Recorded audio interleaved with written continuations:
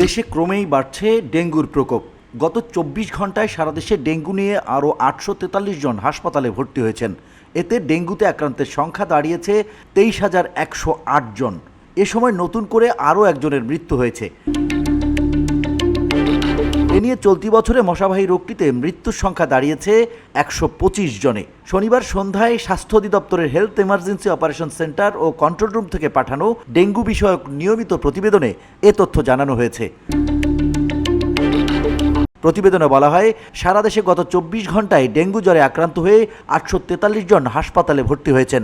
আক্রান্তদের মধ্যে ঢাকার ২ সিটি কর্পোরেশন এলাকায় ৩৮৮ জন রয়েছেন।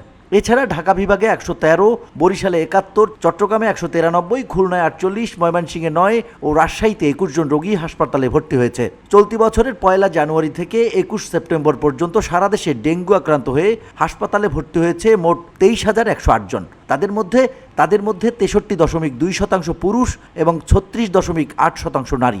এ সময় মারা যাওয়া ১২৫ জনের মধ্যে ৫৪.৪% নারী এবং ৪৫.৬% পুরুষ।